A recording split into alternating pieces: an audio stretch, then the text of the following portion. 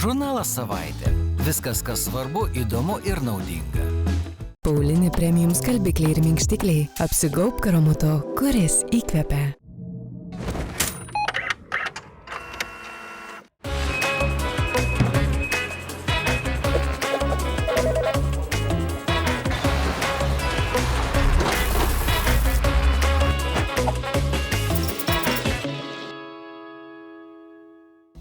Labas rytas. Gerai esame prisišnekėję, nėra žiemos, štai ir sulaukėme tikros žiemos.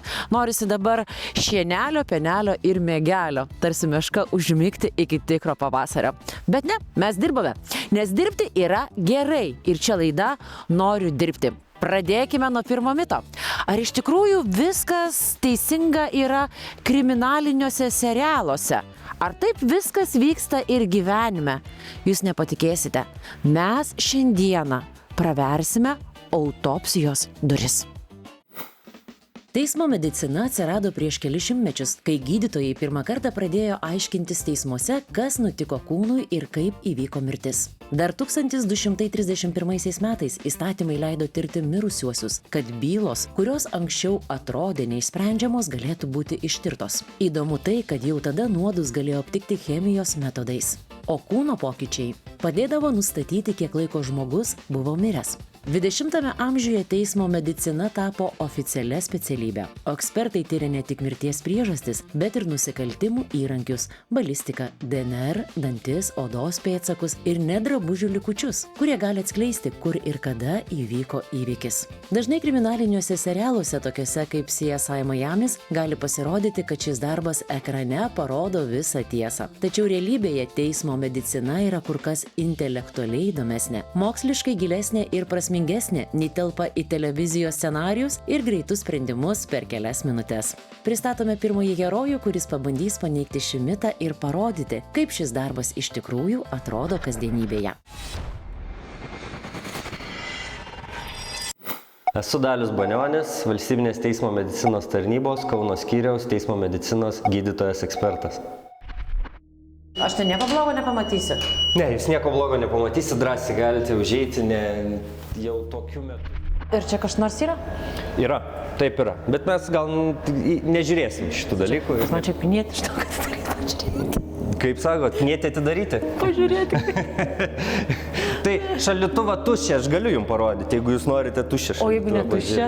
Ne, tuščią negalim. Tai yra visgi ikiteisminio tyrimo medžiaga. Deja, bet negali žiūrėti žmonės, kurie su to byla yra nesusiję. Kaip gerai, kad negalima, nes aš jau norėjau pažiūrėti. Gerai, tai imam ir tada kažkur va čia važiuojat, ar ne?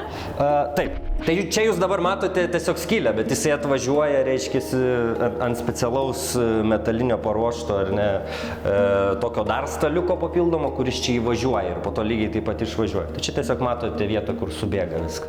Dalius dirba Valstybinės teismo medicinos tarnybos Kauno skyriuje. Čia nėra scenarijų kaip serialuose, tik realūs galvosūkiai, kuriuos gali išspręsti tik aštrus protas. Išvados tampa lemtingais argumentais teismo salėse. Tai darbas tiems, kurie nori, kad jų žinios turėtų realią apčiuopiamą prasme. O kas čia, Daliau? Čia yra tulžies pūslės akmenys. Tai reiškia, žmonės, kurie tulžies pūslės akmenligę turi, šitus visus grožius būna pas save organizme kaupia. Tai kiek, Daliau, tu turėjai išmokti? Ta prasme. Išmokti labai daug. Tu visų galų meistras turi būti.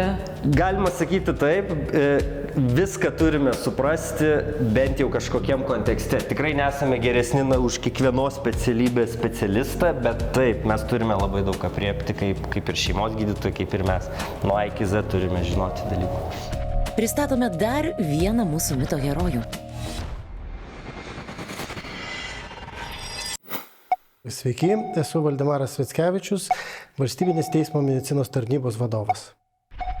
Valstybinės teismo medicinos tarnybos vadovas Valdemaras pabrėžė, jog ši profesija yra įrašyta į trūkstamų profesijų sąrašą. Jie lydi per daug nusistovėję stereotipai.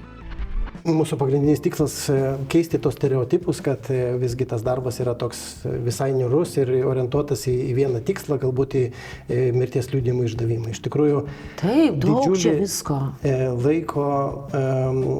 Labai daug laiko skiriame būtent gyvų asmenų tyrimam, tai yra įvairūs atvejai, tai yra avarijos, nelaimingi atsitikimai darbo vietose ar kažkokioje Narkotikai, tie patys balionai, taip. kontrabandiniai balionai. Tai yra tėvystės nustatymas, tai yra įvairūs tyrimai, kurie apima bendrą teismo medicinos tą sritį ir būtent tos tyrimus, kurie atliekami mūsų įstaigoje. Mes per teliką matom, kaip CSI, žinai, tik tai kišenė susikišo prie, paėmė iš vieną plauką, už kito, jis buvo girtas vakar, žinai, bet iš tikrųjų tai žymiai intelektualesnis darbas, visai, daugiau to mokslo, visko, to tyrimo daugiau, ar ne? Tikrai taip, tai per tos filmus ir serialus mes patys juokiamės tenai. A, juokiatės rimtai, kai žiūrit? Neišeina netgi žiūrėti normaliai, nes tu žinai, kaip yra iš tikrųjų, ar ne? Tai visų pirma, tai nelakstom mes irgi, ir autopsijų nebūnam, ir su pistoletu nelakstom, tai čia kitas dalykas. O viskas yra grina medicina ir kruopštus darbas. Šiuolaikinė teismo medicinos sritis negali apsėti be šiuolaikinių technologijų, be laboratorinių tyrimų. Tai kartu prie gydytojo, teismo mediko dirba visa komanda savo srities profesionalų. Tai yra teismo ekspertai, kurie specializuojasi atliekant tam tikrus toksikologinius tyrimus, DNR tyrimus. Būtent tie, kurie padeda surasti tą galutinį atsakymą ir tvirtai parengti savo išvadą, kurią pristatys teisėsaugos pareigūnam ir aišku teisme ir tvirtai galėtų įrodyti, kad tai, kas yra pateikta, yra tikrai pagrįsta mokslu, faktais ir Ne kaip CSI Miami, ar ne, ten iš plauko nustato, kiek, žinai, vaikų turėjo ir taip toliau. Ten irgi vienas iš mūsų mitų didžiausių yra, kad mes esame kažkokie lavonų daktarai, mirusiųjų gydytojai, ar ne? Tai yra visiškai netiesa, mes iš tikrųjų atliekame daugiau nei 3 kartus daugiau gyvųjų asmenų tyrimų negu mirusiųjų. Darome ir ambulatorinės apžiūras, tai reiškia žmonės, kurie yra sužaloti, tai yra moteris nukenčiančios nuo smurtaujančių vyrų, vaikai nukentėję, tiesiog muštynės kažkokios ar užpulti žmonės, jie visi yra apžiūrime mūsų.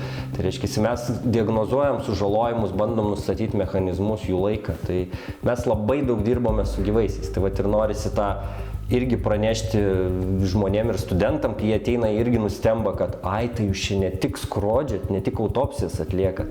Ir tu atsakai, taip, kur kas daugiau dirbom su gyvaisiais, tai nėra mūsų tas darbas tik tai su jau kūneliais kažkokiais. Pristatome trečiąjį šio mito herojų. Aš esu Sandra, teismo medicinos gydytoja, dirbu valstybinėje teismo medicinos tarnyboje Panevėžio skyriuje. Sandra šį darbą dirba 15 metų. Pradėjo jį dirbti dar studijuodama. Per tokį ilgą laiko tarpą visko matė. Ir prie visko priprato. Ji tikra savo srities profesionalė. Tačiau kai kurių dalykų yra, prie kurių priprasti nėra lengva. Pavyzdžiui, vaikų mirtis. Tačiau šiame darbe ji mato prasmę, kai gali padėti artimiesiems išsiaiškinti, kodėl įvyko mirtis. Namo darbą tikrai nesinešu, niekada. Man net kartais kažkas iš artimųjų paklausia, kaip tu gali, ten kaip neatsimeni, tai aš net tikrai sąžininkai sakau, aš net neatsimenu veidų, neįsidėmiu veidų, pavyzdžiui, mirusiųjų, ypač jeigu tai kažkas labai emociškai, kažkoks sunkus atvejis, tai aš neįsidėmiu jo veido, aš visiškai uždarius duris apie tai negalvoju. Galvoju tik apie tai, kaip surašyti išvadą, kaip tą padaryti teisingai. Taip, bet emocijos tai pasilieka tikrai darbe, aš jų neparsinešu namo. Siaubo filmų žiūrit? Ne, aš esu bailė visiškai. Bet aš bailė esu gatvėje kažkur, tokioje svetimoje vietoje, bet čia aš nieko nebijau. Aš galėčiau ir vieną atlikti autopsiją ir vakarais, jeigu reikia, pavyzdžiui, kažką atvažiuoti ten pasimti, tai aš visiškai nebijau. Pas mus visi patenka sužaloti eismo įvykio metu, visi smurtą patyrė, visi, kurie nukenčia. Sandra, bet tu pati mama, kai ateina mergaitė, kai reikia patikrinti po kažkokio užpuolimo, išžaginimo ir visą kitą. Aš stengiuosi į tai nežiūrėti, asmeniškai susikaupiu ir padarau tą darbą. Tai nėra lengva, nes vaikai pas mus būna ir verkiantis, ir matosi, jie ir liūdi, ir bijo kalbėti, ir atsiverti. Ir tikrai tas nėra nei jiems malonu, nei man malonu. Aš pati apsiverksiu vieną apie tai galvojant, žinai, kaip baisu, kai prieš mūsų vaikus nusikaltimas. Bet tu turbūt tame ir matai prasmę, ar ne, kad tu gali jiems padėti. Taip, aš tada stengiuosi juos ir nuraminti, mes dirbam, kaip aš sakau, iš dalies ir psichologo darbą. Mes stengiamės vaikus nuraminti, prisikalbinti, kad jie nebijotų ir kad nepatirtų dar vienos traumos pas mus atėjo. Pasakos ir mitai, kad gyvenimas kaip kine ar seriale dažnai būna iš piršto laužti. Kaip ir šiuo atveju, tie, kurie renkasi šią profesiją, žino, jų išvados tampa lemtingais sprendimais teismo salėje ieškant teisingumo. Ir čia laukiami visi medikai ir studentai norintys įprasminti savo darbą plačiau nei įprasta praktika. Čia nereikia nieko bijoti, tai reikia ateiti ir pabandyti. Galbūt tai jūsų kelias. Ypač laukiami specialistai mažuosiuose miestuose, kur šių profesionalų šiandien itin trūksta. Žinokit, mūsų darbas, žinot, ką padaro. Duoda supratimą, kad kiekviena diena visgi gali būti paskutinė. Čia tokiam klišiam gal mes kalbam ar ne, bet kai pasižiūri asmenys, kurie yra mirę, kurie yra tikrai jauni asmenys, 40, 45, 50 metų, tu puikiai tada supranti, kad labai gyvenimo būdas keičia tuos dalykus ir tą ilgamžiškumą ar ne, ir kad kartais yra dalykų, kurių tu iš vis negali prognozuoti. Tai, reikia pasidžiaugti to gyvenimu. Sveiki tie, kurie prisijungėte prie laidos Noriu dirbti po reklamos. Prieš tai mes kalbėjome apie labai įdomią specialybę. Ir aš galvojau, kaip reikia sutilpti į tas kelias minutės, per kurias mes viską norime papasakoti. Tai yra neįmanoma. Domėkitės apie profesiją, specialybės, apie darbus patys. Mes galime tik šiek tiek padėti. Keliaukime į antrąjį šios laidos mitą. Ar tikrai darbas gamykloje toksai nuobodus ir nekūrybingas? Automobiliai ilgą laiką buvo tik mechaninės mašinos. Variklis, ratai, vairas. Pirmieji elektroniniai prietaisai atsirado 20-ojo amžiaus pradžioje. Elektriniai žibintai, signalai, uždegimo sistemos. Tai buvo pirmieji komponentai, kurie automobiliui suteikė proto. 1960–80 metais atsirado pirmieji elektroniniai jutikliai ir valdikliai, kurie leido tiksliau reguliuoti variklio darbą, kuro įpurškimą ir uždegimą. Nuo 1980 metų automobiliai pradėjo naudoti ABS stabdžius, oro pagalves, stabilumo kontrolės sistemas, o nuo 2000-ųjų sudėtingus elektroninius tinklus, parkavimo jutiklius, automatinio stabdymo ir vairavimo pagalbos sistemas. Šiuolaikinėme automobilyje dažnai yra daugiau nei 100 mikroprocesorių ir 100 jutiklių, kurie stebi aplinką, saugo keleivius ir padeda vairuoti. Ši industrija sparčiai vystosi ir Lietuvoje. Vietinės gamyklos gamina šiuolaikinius elektroninius komponentus, šviesas, jutiklius, valdiklius, kurie keliauja į pasaulio automobilių gamyklas. Ir vis dar dažnai manoma, kad darbas gamykloje yra monotoniškas, fiziškai sunkus ir neturintis perspektyvų. Mes pristatome mito herojų, kuris papasakos ir parodys, kaip šiandien gamyboje viskas vyksta iš tikrųjų. Esu Mantas Kinderis, Hella Lithuania operacijų vadovas. Bet klausykit, bet vis tiek reikia, žiūrėkit, kažką tai nusimanyti, nežinau, bent norėti išardyti, surinkti, sudėti, nežinau, kažkokioj technikoje. Pavyzdžiui, aš dainuojanti moteris galėčiau pas jūs dirbti, išmokti.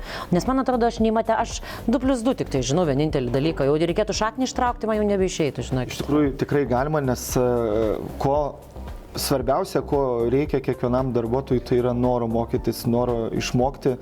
O diplomo? Diplomas to noro dėja nesuteikia. Gali turėti labai gerą diplomą, bet jeigu nebus noro, dėja nebus ir rezultatų. Tai turim labai daug žmonių, kurie dirbo visiškai skirtingus darbus prieš tai, visiškai nesusijusius su gamyba. Kirpėja? Turėjom, tiksliau turim profesionalų šokėją, kuris iki tol niekada nebuvo susidūrę su technika, technologijom, dabar sėkmingai dirba ir tikrai labai sėkmingai dirba. Taip kad pirmiausia, ko mums reikia, kaip ir sakiau, yra noro. Pristatome dar vieną šio mito herojų. Aš esu Laura Godeliauskaitė, įmonė Hella Lithuania dirbu jau 5 metus ir esu linijos technikė. Laura, bet ar vis tiek, aš suprantu, atėjus ir pradėjusi dirbti čia nuo nulio, tu turėjai turėti kažkokį tai mentorių, kad kažkas tau padėtų įsivažiuoti, nes čia nėra tokie labai paprasti mechanizmai, kad viską iš karto ateitum ir suprastum. Taip, tai nėra labai paprasta, tai kai įsidarbinau 3 mėnesius turėjau mentorių, kuris viską rodė, apmokė, tai žinoma buvo lengviau ir dabar viskas tas pats vyksta. Naujas žmogus ateina, ne, ir gauni iš karto pagalbą. Taip, turime. O kažkokie apmokymai yra prieš pradedant iš vis dirbti? Prieš pradedant dirbti yra 2 dienų apmokymai. Taip. Tai viską jiems paaiškino, parodo. ir tada jau ateina pas mus pasibandyti. Bet Laura, iš tikrųjų, nėra taip, kad tu atėjai, pasimokinai 2 dienas ir tu gauni jau aukščiausią poziciją. Aš suprantu, kad visoje šitoje perspektyvoje, kiek čia dirbi, gali mokintis ir kilti karjeros laiptais. Nes mūsų mite, apie kurį mes šiandieną kalbame, kad gamykloje darbas yra nuobodus ir nėra jokių karjeros galimybių. Kaip yra iš tikrųjų? Čia yra labai didelės iš tikrųjų perspektyvos. Aha. Aš pati įsidarbinau tai kaip technikė, tada kilau iki 2 lygio technikės, dabar esu 3 lygio technikė. Laura prieš 5 metus pradėjo dirbti įmonėje kaip pradedančioji linijos technikė. Jau po metų ji tapo 2 lygio technikė, plečiantis gamybai ir augant darbo apimtims. Laura nuosekliai kėlė kvalifikaciją ir dar po 2 metų pasiekė 3 lygio technikės poziciją. Turim tikrai labai skaidrius atrankos procesus ir iš tikrųjų vertinam kiekvieną kandidatą, kuris nori, kuris gali ir galbūt šiai dienai galbūt mes neturim tos pozicijos, kuri tikrai domintų žmogų, bet galbūt ta pozicija atsiras po savaitės, po mėnesio. Jūs registruojate, ne? Kažkokį vis tiek, ar ne? Mes turim ir duomenų bazę. Būtent galbūt tam žmogui galėsim pasiūlyti šiam momentui kitą poziciją, bet atsiradus galimybei būtent tą poziciją, kurios jisai norėjo, tai iš tikrųjų nebijoti, drąsiai aplikuoti, vėliau atvykti čia, pamatyti, kaip viskas vyksta. Žinot, kaip yra iš tikrųjų. Žinot, pavyzdžiui, žmogus galvoja, nueisiu darbo pokalbį ir visą laiką ten bus klausimas, o kokius darbus dirbai prieš tai? Ir jeigu tu ten nieko neturi, arba dirbai, pavyzdžiui, ten, nežinau, tokius darbus, važiavau ten, žinai, braškės rinkti į Švediją vasarą, tai žmogus bijo, ką čia nueisiu, pasakysiu, kad nieko nedirbau. Tai kadangi, kaip minėjau, pas mus ta patirtis nėra pagrindinis prioritetas, kuriuo vadovaujamės, labiau svarbu yra žmogaus noras, žmogaus asmeninės vertybės, kurios kad sutaptų su mūsų įmonės vertybėm. Tai iš tikrųjų nėra skirtumo, ar tu turėjai prieš tai nuolatinį darbą, kuriame dirbai, galbūt tai buvo atsitiktiniai darbai. Jeigu tu nori pradėti savo profesinį kelią, aš manau, kad čia yra būtent ta vieta, kuriame jis galėtų prasidėti. Arba, kaip pavyzdžiui, aš pavyzdžiui perdiksiu, kada nors televizijoje sakysiu, viskas pavargau, noriu eiti darbą nuo 8 iki 5 ir kad man niekas po darbo neskambinėtų. Jūs neskambinėt po darbo valandų? Ne. Tai gerai. Tai gerai. Galiu savo normaliai dirbti, žinau, kad turėsiu atostoginius, premijas, kažkokias naudas dar, ar ne? Taip. Ir savo ramiai. Taip. Ir tikrai daugybė žmonių, kurie tiesiog atėjo, atidirbo 8 valandas, padarė savo darbą gerai, jie grįžo po poilsio. Ir užsiema savo reikalais. A jūs matėt? Jisai šypsosi, jisai savo dirba darbą ir jisai savo šypsosi, va. Ką reiškia Kurbis, čia jo vardas? Taip, čia jo vardas. Ai, čia yra Kurbis, labas. Neliesiu, lies neleido, sakė, tik nelieskit. Labas, Kurbi. Ką jis čia daro? Dabar atvažiavo į pasikrovimo stotelę, jisai kraunasi, o šiaip išveža visą produkciją.